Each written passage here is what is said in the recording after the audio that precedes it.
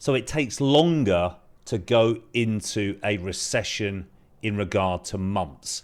This is the newsletter I get sent on a regular basis. It's from Bloomberg. It's the Apollo Daily Spark. I want to give them a shout out. It's from Dr. Tursten Slock, okay, the chief economist. Fascinating newsletter that they send through.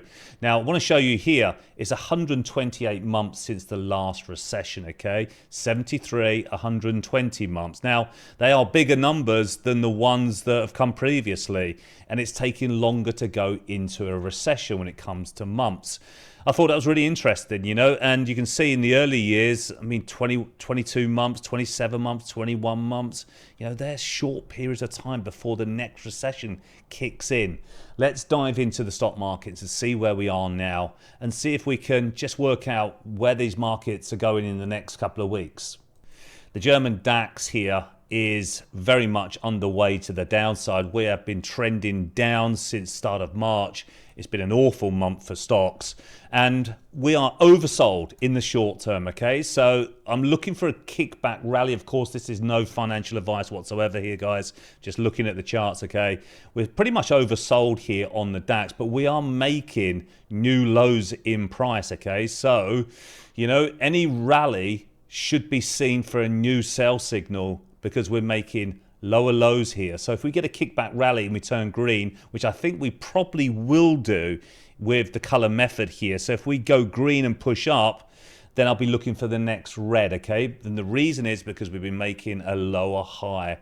So if the storyteller, which is very oversold here, it looks like it does want to kick back and push back up here, guys. The Dow Jones Industrial Average, same as, okay, we're below tracks, hit profit targets. We're very oversold here on the daily time frame. We got FOMC out this week. It's got every chance to kick back to the third track. When price gets away from the third track, it's likely to reverse back into that area, okay? So it's been a fantastic time in the stock market. If you're a short seller, we've certainly been short in these markets. It's been a real nice push to the downside. The euro dollar here, we are red and down. Once again, that has gone over 8 histograms to the downside. So it wouldn't surprise me if we see a kickback rally. Now, when it comes to the bigger picture here, let's take a little look at the radar screen with the color method. On the left-hand side is the currency pairs, and we'll look at the NASDAQ 100 shares in a minute.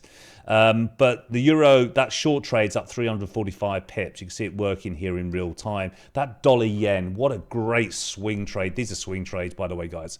Great swing trade on the color method. It's up 406 pips. If it's green, it's making that amount of pips. If it's red, it's losing that amount of pips, okay? So not much red here. And yeah, so it's been a real nice, you know, couple of weeks, or several weeks, swing trading and day trading because the volatility has gone through the roof. It's been fantastic. Dollar yen up 400 pips in no time whatsoever. So really nice. And then the euro yen down 73 pips. That's the red there, so it's losing. Aussie yen 326 pips profit. Pound yen up 153. CAD yen up 271 pips profit. And the yens, they're more volatile than the euro dollar and the pound Swissy, really. You know, yen pairs, they just love to go on those big moves. And we've certainly seen that. Now, what I want to show you here is, because we plot the trend, whether it's long or short on the colors, red being short, green being long. And if you look at the NASDAQ 100, virtually all of this column is red. Okay, so what's that telling us? Lots of green in here as well, but lots of green P&L here. But a load of it is red, guys. A load of it. Starbucks turning red just now. So when everything gets too far one way, i.e. all reds here, we're virtually all reds, aren't we, if we go through it, it will have a kickback rally at some point and it will turn back to green. All right, prices get oversold, they kick back. Now, if we don't do that, if we see the Dow going green and then turning back into a big red candlestick to the downside, we could have a really serious sell-off in the markets.